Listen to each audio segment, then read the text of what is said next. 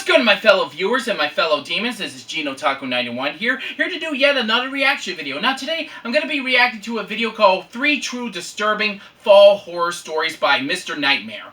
So without further ado, folks, let's get on with the video and some scares. In 3, 2, 1, start. Ooh,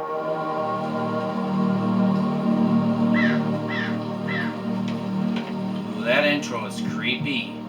This is gonna be interesting, folks. When I was a really little kid, this local small amusement park that used to be opened by us would hold this annual event called Pumpkin Land, which was held on the Saturday before Halloween, where candies would be given out to kids in between rides, and pumpkins would be scattered throughout the park for families to pick up and take home before leaving.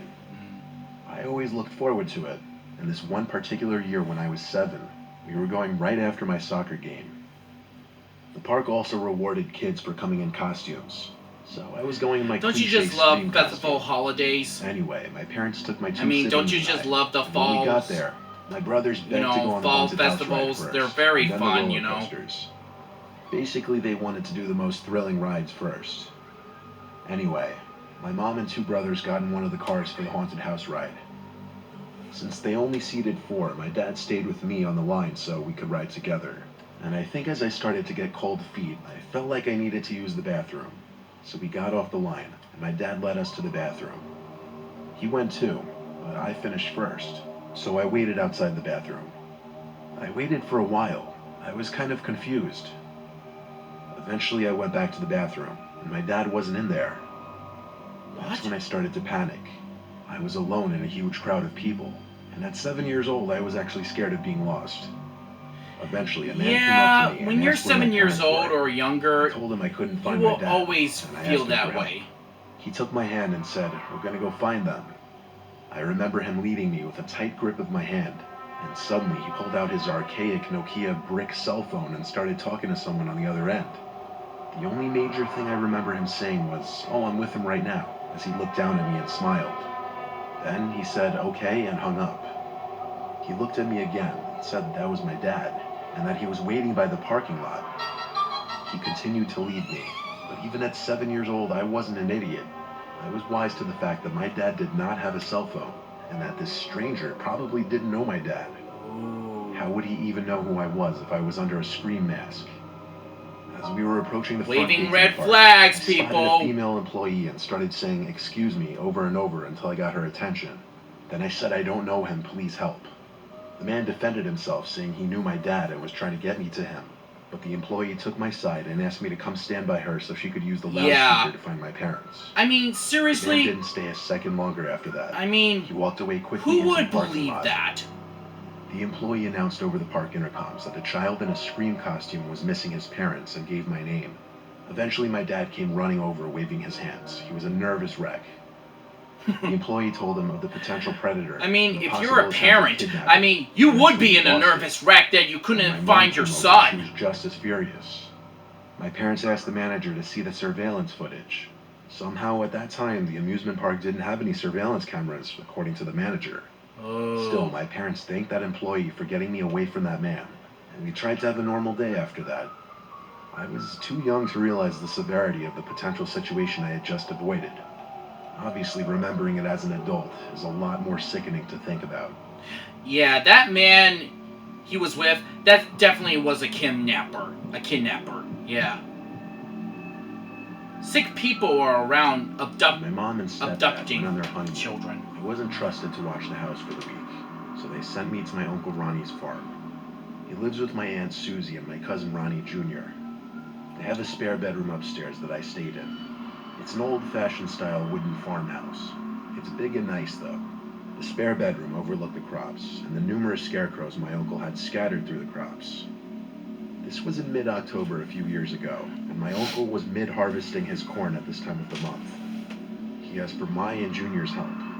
Weirdly, it wasn't tedious work, like I kind of enjoyed doing it. He wasn't using his combine.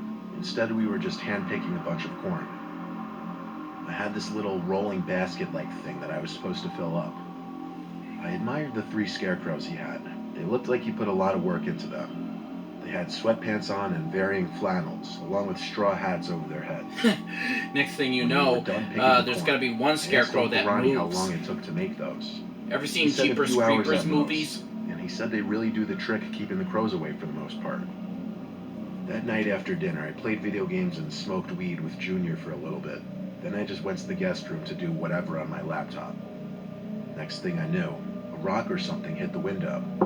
It scared me for sure, as there's no way that wasn't intentional. I didn't want to go look out the window to check though. I just closed my laptop screen so there would be total darkness in the room. I crossed my fingers it wouldn't happen again, but when a second rock hit the window, my heart felt like it dropped out of an airplane. All these sound effects, they're very eerie and creepy. So I gave It's it a giving me minute before getting chills. up to peek out the window. Don't. There was a full moon out. One of the outside lights was on, both lighting up a decent It's gonna be a jump scare, I just know it. Scarecrows. I continued to look around, but when I saw something moving in the corner of my eye, I looked back at the scarecrow to see one of its arms waving at me. Ooh, boy. That's gotta be the Jeepers Creepers, the creature, you know, from Jeepers The Creepers. arm moved back down to its side. I shut the blind. Or and wanted to maybe throw it. some random stranger who I was ran to dressed up Junior as a and opened the scarecrow. door, but by this point in the night, he was already asleep. I closed his door and checked downstairs for my aunt and uncle. But all the lights were off downstairs, so I checked their bedroom, and they too were both asleep. I went back to my room and lifted the blind just enough to peek out there. The light outside was now off, but with the bright moonlight, I was able to see the scarecrow was still hung up on the stick. I looked out that window for over a minute, waiting for it to move again, but the longer I waited, the more I realized I must have been higher than I realized. I finally dropped the blind back down and climbed into bed. The next morning, I went downstairs to my Aunt Susie making us all pancakes. My uncle was already outside doing work. Aunt Susie called Junior down to eat before all the pancakes were gone. And around that same time, my uncle stormed into the house, asking, "Where did the goddamn scarecrows go?" My heart What? dropped. The three of us went outside, my uncle leading us to show us that all three scarecrows were missing from their posts. That's when I told him about what I saw last night, and how at first I thought I just imagined it. So somebody Now it stole makes them? sense. The nightmarish realization hit me that somebody did in fact throw rocks in my window. They did see me looking out, and someone was posing as a scarecrow. I knew it. Someone was That night when dressed we were all as a sleeping, scarecrow. The doorbell rang continuously at like 1 or 2 in the morning. I heard my uncle and Junior yelling in the hallway and running down the stairs, so I followed. When he opened the front door, the three scarecrows were posted up right in front of the porch, all with red paint stains covering them, mimicking blood.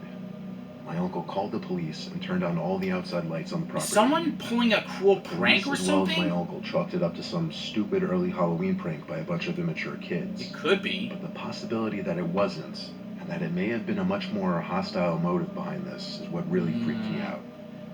It could be that too. Maybe somebody is trying to threaten them.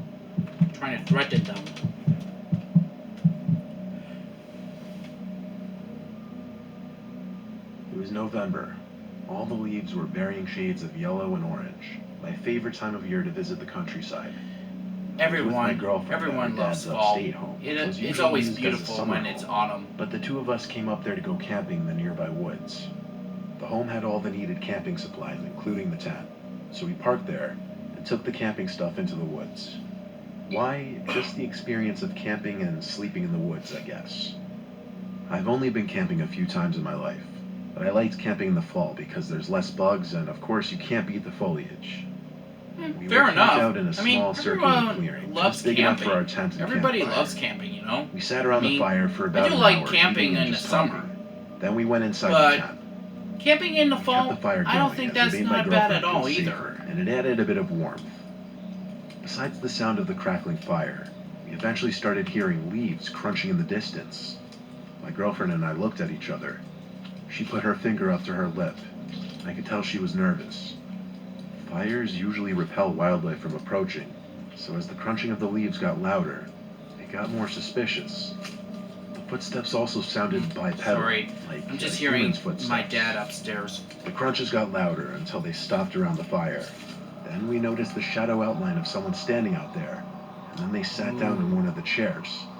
But they didn't say a word.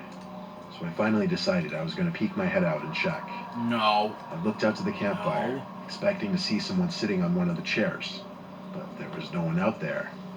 I got up on my legs to look around the campsite, into the trees and darkness. I didn't see anyone out there. My girlfriend was whispering something. It sounded like she was urgently trying to get my attention. Oh boy. So I crawled back inside. No. And she said, "What does he want?" I replied, "There's no one there." She replied, "What are you talking about? I see him in the chair right now." I looked at the wall of the tent and saw the shadow outline of the person still sitting in the chair by the fire. I realized that was impossible, though. I crawled back out of the tent to look one more time, and both the chairs were still empty. I went back inside and said to my girlfriend, "We Are there need to go ghosts?" right now." She didn't ask questions. She got straight up, took my hand, and followed me out of the tent. Was there ghosts? When she saw there was no one sitting in the chair, she screamed. I yelled at her to shut up, and I led us through the near total darkness in the direction back to the mobile home. While running, we heard this horrible groaning sound not too far away from us, and one single loud crash of a tree branch or something. This caused both of us to scream, "Oh shit," and run even faster. Ugh. How we found the property was by repeatedly pressing the car lock button until we finally heard the car horn. We went into the mobile home, locked the door, and hid under the covers in the safety of the bedroom.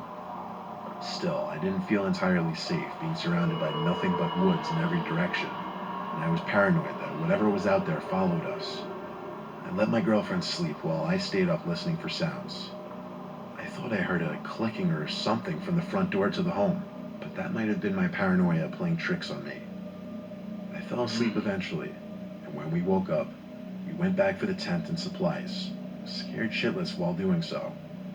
Nothing was moved except for the one chair we thought we saw the shadow sitting in. It was knocked over.